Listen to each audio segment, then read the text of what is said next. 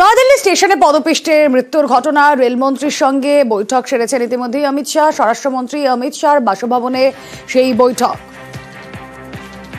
আরো একবার আপনাদেরকে জানিয়ে রাখি নয়াদিল্লি স্টেশনে কেন এই ঘটনা ঘটলো। ইতিমধ্যেই রেলমন্ত্রী অশ্বিনী বৈষ্ণবের সঙ্গে বৈঠক অমিত শাহর, স্বরাষ্ট্রমন্ত্রী অমিত শাহর বাসভবনে এই বৈঠক।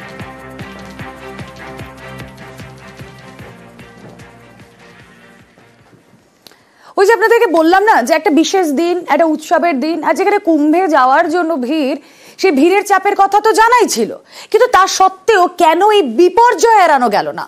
রেলের ক্রাউড ম্যানেজমেন্ট সিস্টেম, তা নিয়ে প্রশ্ন তুলছেন নির্মাণ বিশেষজ্ঞ পার্থপ্রতিম বিশ্বাস।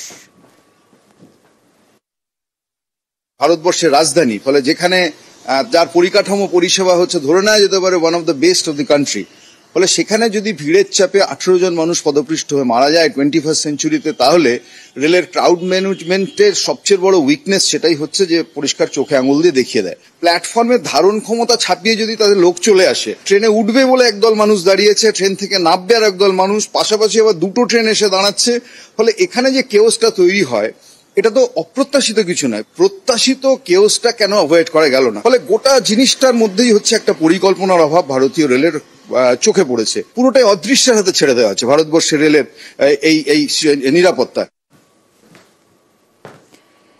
একটা বিপর্যয় ঘটে গিয়েছে, তার আগে অতিরিক্ত ট্রেনের ব্যবস্থা করা হয়নি, কিন্তু বিপর্যয়ের পর কেন অতিরিক্ত ট্রেনের ব্যবস্থা?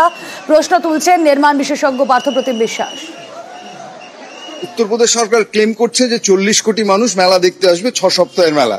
যদি প্রতিদিন গড়ে 50 লাখ করে লোকও যদি ট্রেনে যাওয়ার কথা ভাবে, তাহলে সেই অ্যামাউন্ট অফ ট্রেন ভারতবর্ষ থেকে কটা প্রোভাইড করা হয়েছে? তা নাহলে তো একই জিনিস হবে, একটা ট্রেনে প্রয়াগরাজগামী সমস্ত যাত্রী উঠতে চাইবে একই সময়, এবং এটাই তো আসলে বিপর্যয়ের পূর্ব শর্ত। এটার জন্যই বিপর্যয় ঘটে। কেন অ্যাডিকুয়েট নাম্বার অফ ট্রেনের ব্যবস্থা করা যাচ্ছে না? চোর পালালে বুদ্ধিবারের মতো, অর্থাৎ দুর্ঘটনা ঘটে যাওয়ার পর 4টে স্পেশাল ট্রেনের ব্যবস্থা করা হচ্ছে।